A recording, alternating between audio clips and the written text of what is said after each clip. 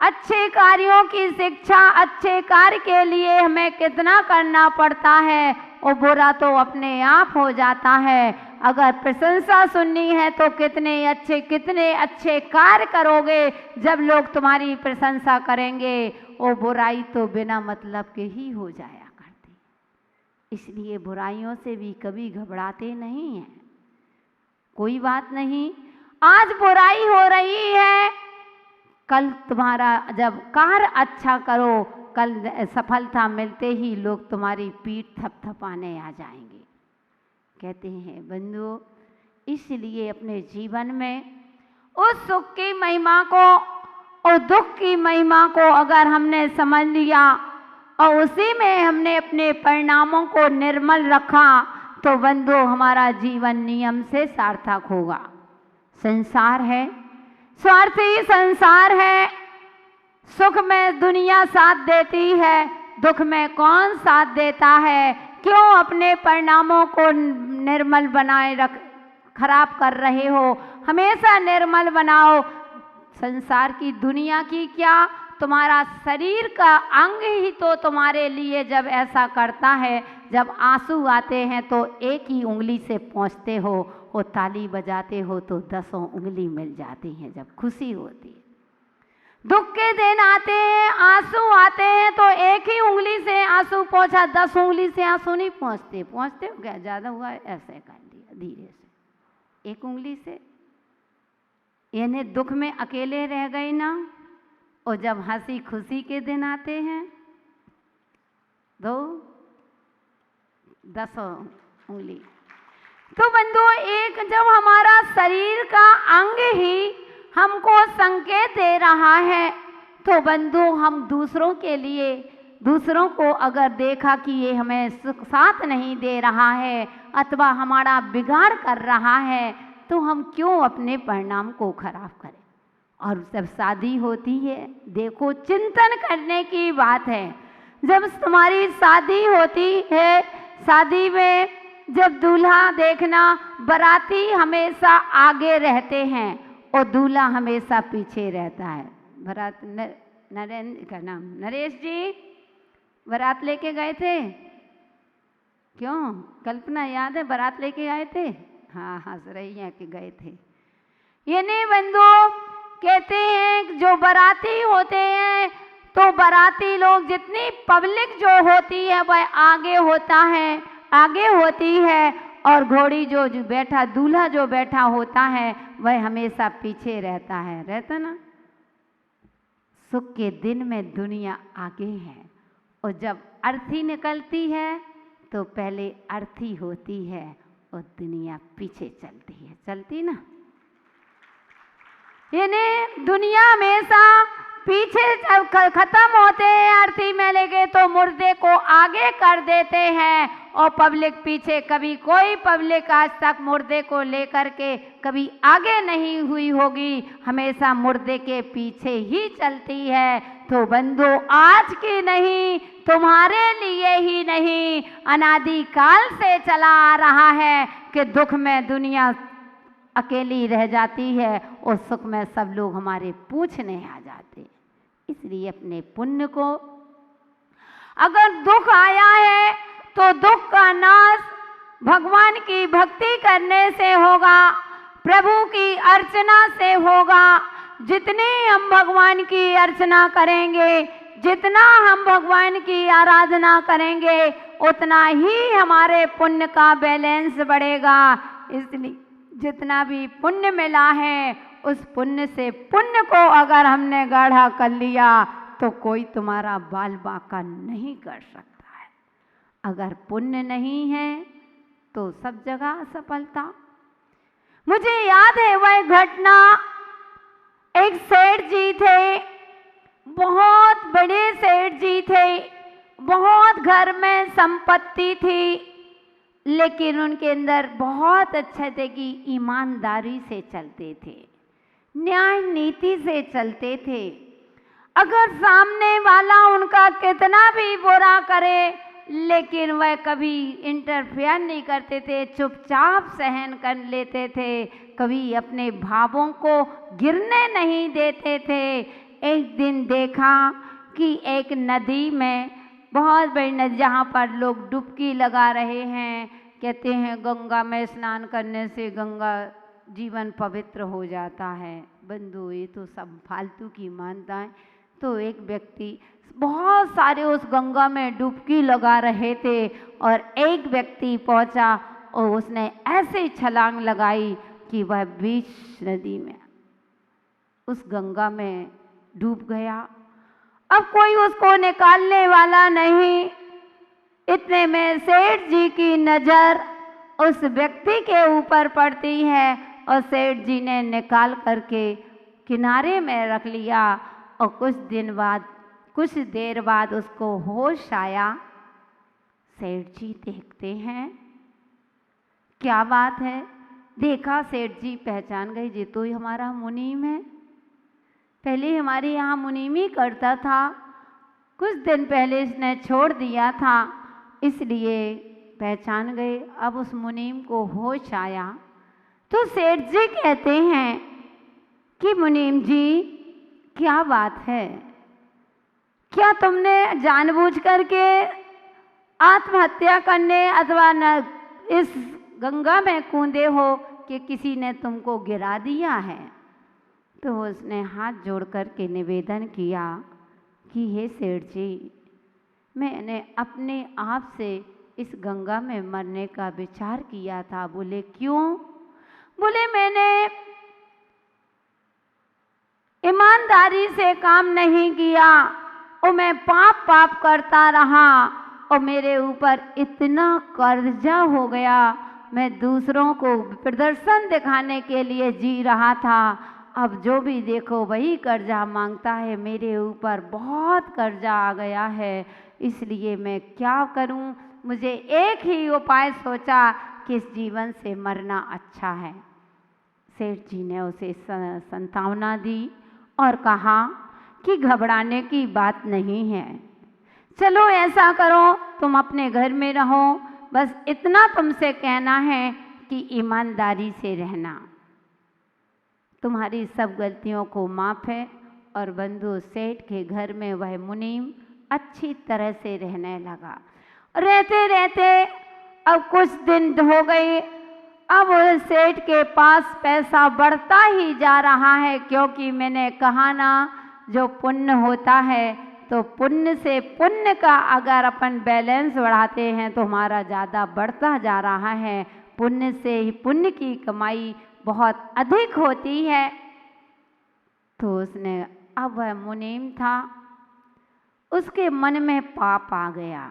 देखना, उसके मन में पाप आया कि कैसे भी हो, और इसके परिवार वाले सेठ के कहीं बाहर चले गए हैं, संपदा इतनी बढ़ रही है, क्यों ना मैं इस संपदा को हड़प लूं और तो इस सेठ को मारना है।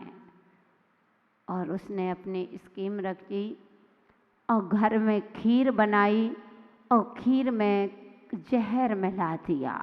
उसने कहा इससे बड़ा और कोई स्वागत नहीं हो सकता है। सेठ ने, मुनीम ने जैसे ही खीर बना करके और एक कटोरे में लेकर के जैसे ही सेठ जी के घर में पहुंचा और कहता है, सेठ जी आज मेरे बेटे का बर्थडे है, मेरे बेटे का जन्मदिन है, तो मैंने खीर बनाई है, सभी को खीर से आह्वान किया है और खीर को सबको खिला करके आप नहीं आ पाए थे, तो एक खीर आप खाइए और मेरे बेटे को आशीर्वाद दीजिए कि मेरा बेटा एक दिन अच्छा बने।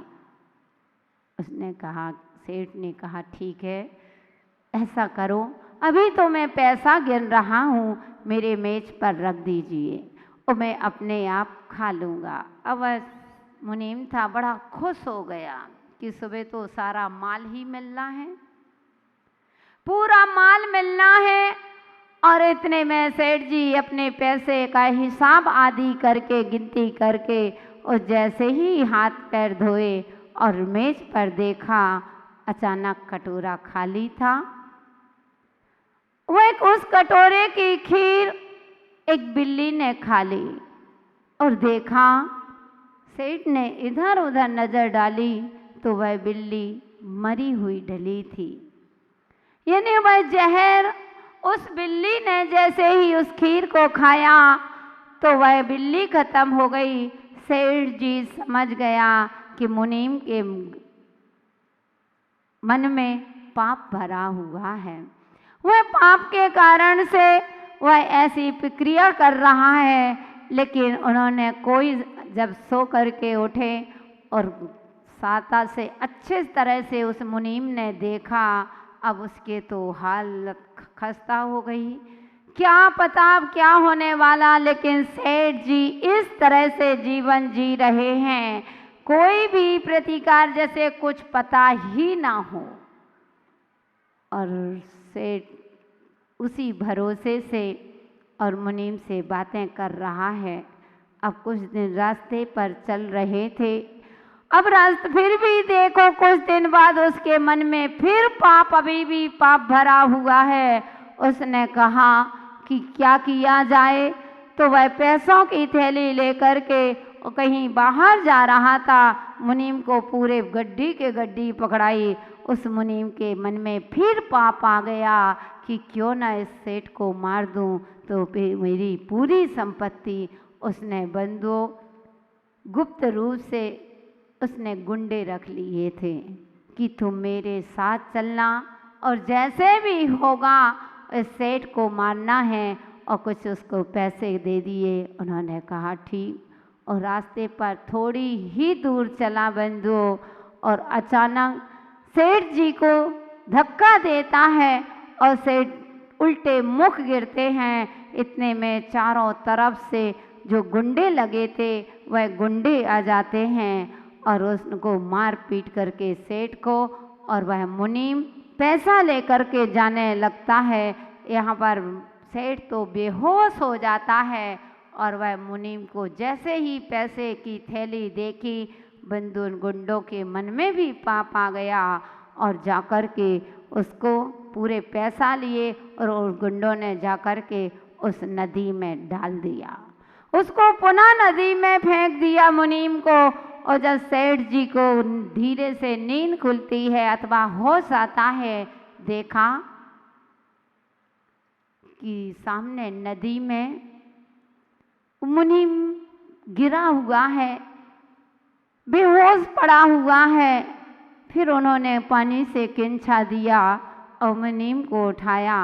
फिर मुनीम ने पूरी अपनी आलोचना करता है, क्षमा याचना करता है कि हे सेठ जी, मेरे मन में बहुत पाप हुआ था, पहले मैंने बहुत पाप किया था, मैंने उसने पूरी आलोचना निंदा कर दी।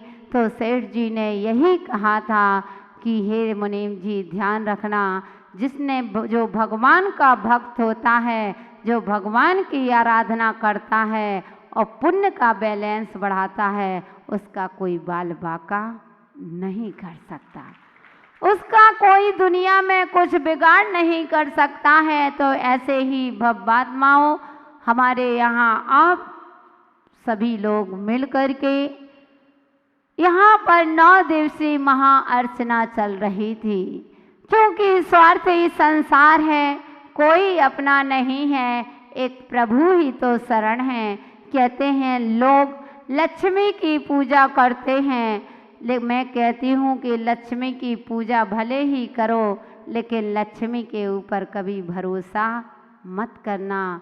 और भले ही तुम भगवान की पूजा ना करो, लेकिन भगवान के ऊपर भरोसा जरूर रखना।